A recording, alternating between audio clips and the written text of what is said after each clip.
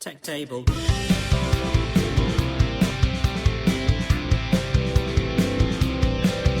table.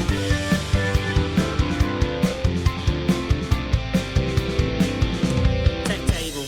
Hello and welcome to the Tech Table, the Technical Staff and Theatre Workers podcast. It's the podcast in which I talk to people who work in the technical side of the industry about how they got in, their experiences, and any advice they can give to anyone getting in. And this is episode 6 of season 7. Really flying through this season, really enjoying it. Thank you so much for the continued downloads and listens. If you want to get in touch with us, it is techtablepod@gmail.com. If you want to follow us on the socials, it's techtablepod on Instagram, TikTok, X, Facebook, Threads, and YouTube. Tell your friends, tell your family, tell anyone you know who's interested in the technical side of the industry and anyone who's not interested, because it might make them interested. So, without further ado, let's see who's at the tech table with me today. I'm here with my guest at this time. If you'd like to introduce yourself and tell me what your current job title is. I'm Rob Melhuish. I'm the head of stage for the Royal Ballet and Opera at the Royal Opera House. Excellent. And how did you get into theatre, ballet and opera? I suppose theatre, I remember being probably about 12 and being in a youth theatre on stage and being massively distracted by all the sound, lighting and the bits around me, going, actually, that's what I want to do. So knew very early on what I wanted to do, and then went to college, done sort of technical theatre and production at 16 to 18, at sort of a BTEC at the time in technical theatre. And then worked in my local theatre. So probably actually when I was about 15, went into the local theatre and just volunteered, done their panto, went in and done a couple of shifts a week, sort of stayed around, helped out whenever I could, and as soon as I was old enough, joined as a casual, and then sort of started getting work that way whilst I was at college, and then left college. But when I finished college at 18, I went and worked at Butlins in Skegness for a year.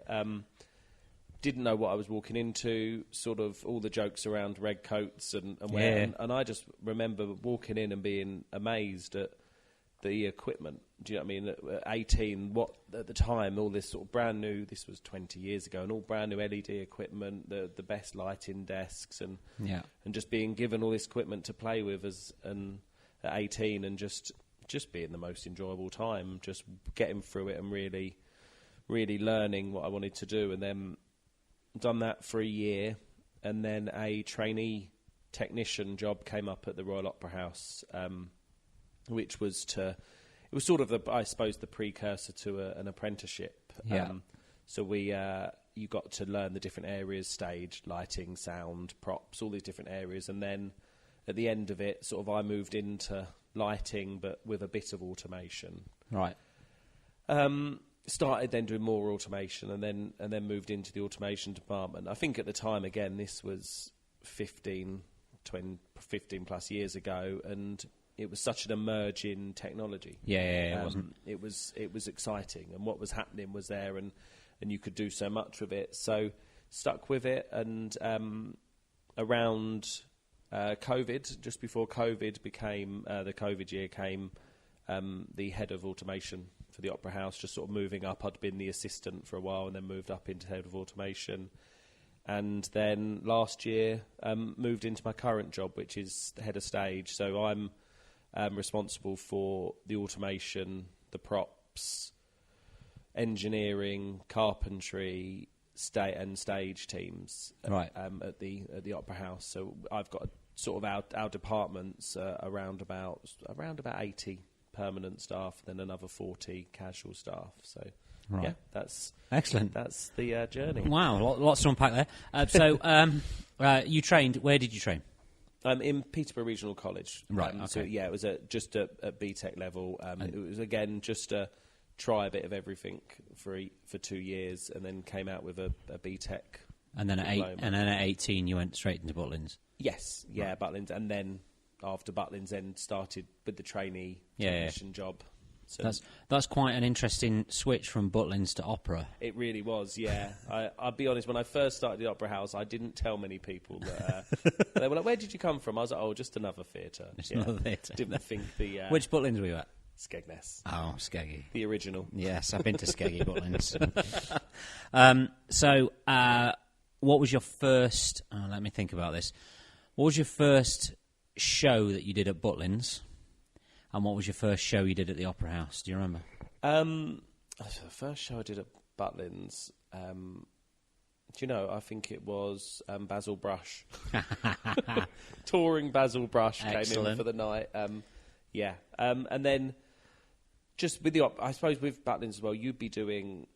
I was sort of, for want of a better word, sort of resident lighting, so sort of would just light all the shows. Some we'd pre-plan, some quite excitingly, band sets or game shows, or some of the visiting companies like Basil Brush.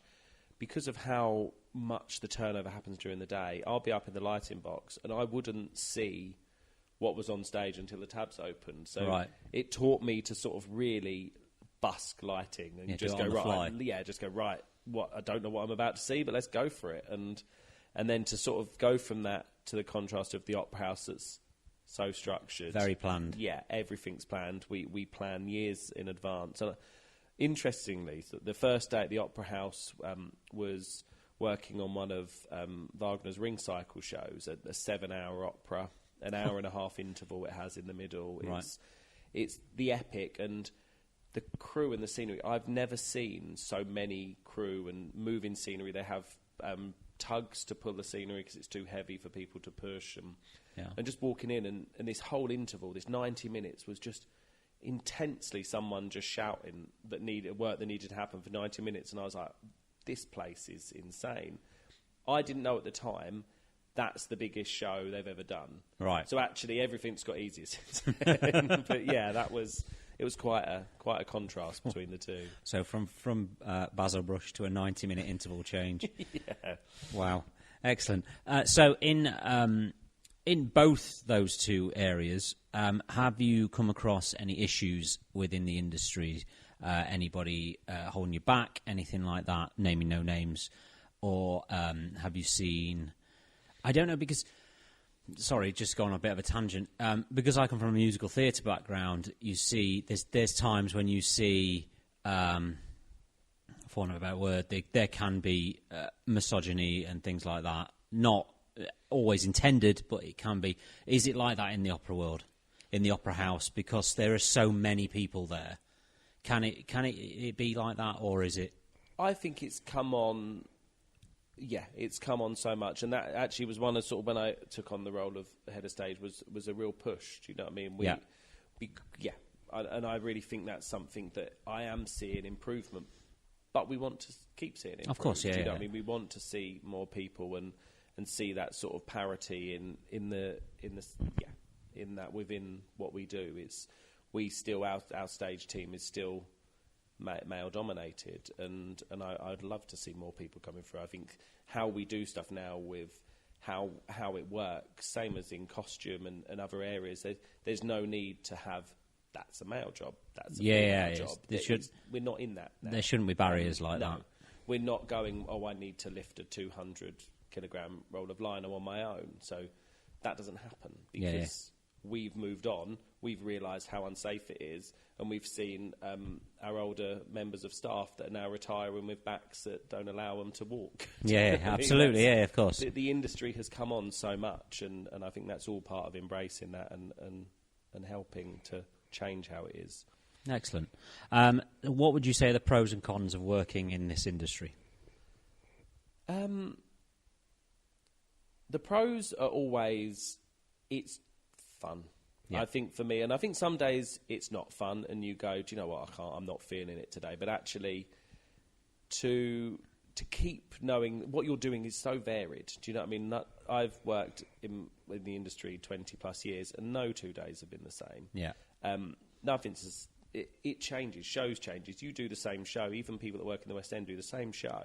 It's different. Different challenges. Different stuff appears. And yeah, to me, that's what I really enjoy. And someone sort of said to me, like, "Oh, would you go work in film?" I said, "I don't." What I don't like about that side of it is that if it goes wrong, you just stop and you do it right. Yes. Whereas theatre, you have to. To me, although I shouldn't like it but when stuff goes wrong, that's when it's most exciting because that gives you the biggest challenge to fix it and solve it and do it very quickly. And also you have the if something goes wrong, you have to get over it. Yeah. And you have to carry on and then just make sure it doesn't go wrong like that again tomorrow. Yeah. And people will go, you stay quite calm in that, and you have to, because performers will never stay calm. Yes, absolutely. So you stay calm, and then you go away afterwards, and you go, oh my God. Yeah, and the more people panic, the longer it takes to sort out. Yeah. But no, the varied is a big pro. And I suppose the con, especially when I was getting into the industry, was I was sort of 16, 17, 18, and my mates were out every Friday and Saturday night, and no, I've got to fit up, or I've got this, I'm fitting up this, or no, we've got to get out that night, so I won't get out. And you tend to sort of gravitate to sort of other theatre people that understand that our social lives are different. Sometimes you might finish a get out and have a beer and have a game, or have a few, laughs at 2 a.m. Yeah. So that it's just very different. And it didn't seem like a con, I suppose, because you just embrace it and you like it. And I also think, and what I'm seeing a lot in the industry, was when I started and when a lot of people started, it was just known to... People almost wore I've worked a 70 or 80 hour week as a badge of honour. Yeah. It was... You just worked. You worked. You did it until the show happened. And you then did it until they needed it. People just done it. And then we went to, I think, the COVID year, when all the industry had to stop, and everyone sort of almost found this newfound appreciation to having their own time. Yes. And not wanting to work every evening, and not wanting to work every bank holiday. And I think I've tried really hard at the Opera House with my teams to try and build that work-life balance into, you can still work in theatre and still have that. You can still have them evenings. You can still have them weekends. And it's really important. And I remember when my daughter was born, again, so many people I saw that do you know what I mean, to be a father with in theatre, you just said, well, I'm out. I'm working. I don't have that choice. It's not easy. And it was a big push. And do you know what I mean, it's really nice to be able to to see the industry change and people be able to do what they love doing, but not sacrifice the life outside of it. Excellent. Did you find, this is not a question on my thing, it's just something that sprung up, have you found, because you've done the Red Coat and then you've done the Opera House, have you found that there's a stigma, because you said you wouldn't tell people you came from, did you find that there's been a stigma because you worked at Butlins? And equally so, have you found from other aspects of the industry a stigma because you work in opera? At all? Yeah, or I is think that when I first came out from Butlins, you want to establish yourself in the industry, and you go... But what I found I was actually doing was very quickly becoming an advocate for Butlins. Yeah. And actually, at some point, I'm sure they could have paid me to promote them, because it was such a useful year to me. Do you know what I mean? Such a good time. And I would recommend anyone coming out of college, coming out of university, to give it a go, because actually it's so rewarding, but also you're just going to get the chance to use some of the best equipment in the industry, but without that pressure of the sort of the theatre. It has to be perfect every time. You'll get into you're getting really hands on with equipment, and it really sets you up. And even now, like the way I work with Opera House, I will still think back to them days and go, oh, but that really worked, because we could do that to do a real quick turnaround. Yeah, and I suppose it gives you a sense of working... Oh, the light's just dimmed. Working under a certain type of pressure, because it's single shows and then that's out, and then something else is in, and then that's out. Yeah. But not too much harsh pressure of, you've got a billionaire standing behind you and they want the show to be perfect. Yeah. So no, it's definitely a really them type of things. And I know a lot of recruitment I do now at the Opera House, especially in automation, was people coming off cruise ships. People coming off cruise ships are fantastic technicians, because they learn so much, because you don't have that backup. You don't have that backup of ringing someone and going, come and sort this. Yeah, or being able to send it off and get a new one sent down the next day. They've got to be so resourceful in how they do stuff, and it's another one that's such a good setup for people, actually, to start the industry, to go, do you know what, go there. And when you're young, it's also that fun of it as well. Do you know what I mean? You're fun. You're at sea. You're seeing all these places. You're stocking the money up whilst you're on a ship and can't spend it. And it's jobs like that are really, really helpful to get people started. Excellent. What advice would you give to anybody who's trying to get into the industry? I would say you've got to ask the questions, ask around. You know what I mean? Go and help out in theatres if you can get into. I helped out when I was in my teens, an Amdram society in Peterborough. Yeah. Again, it taught me lots of skills. I still, 20 years later, am doing their shows every year. I take a year off to go and do it because and hopefully teach other people, show other people how theatre works. And that's a really good way to sort of learn theatre. But I would say just ask. Do you know what I mean? It is better now. There's with the online world, the fact that people advertise stuff, people are opening it. You've got that in that. I suppose when I started, it was very much who you know industry, and I'm sure there is still parts of it, but it's definitely less than it was, and people get the opportunity to come in and you don't have to know someone to get into, but just go and ask, get involved, and be ready to work. Then when you first start, whether you're a casual, whether it's just doing some get-ins and get-outs, the people that you look at that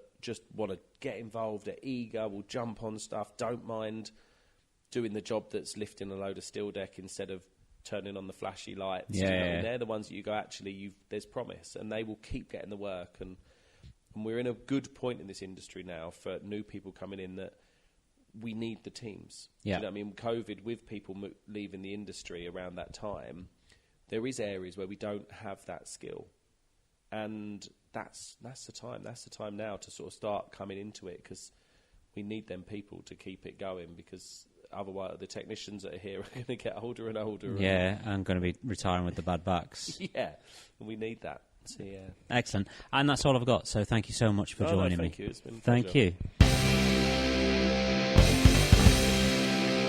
Hey, big thank you to Rob there. I really enjoyed talking to Rob. The Opera House is a fantastic place to work, and I hope many people get the opportunity to do so. So thank you to Rob. Thank you to you for listening. Over 50,000 of you have listened so far, and long may it continue, and let's get as many as we can.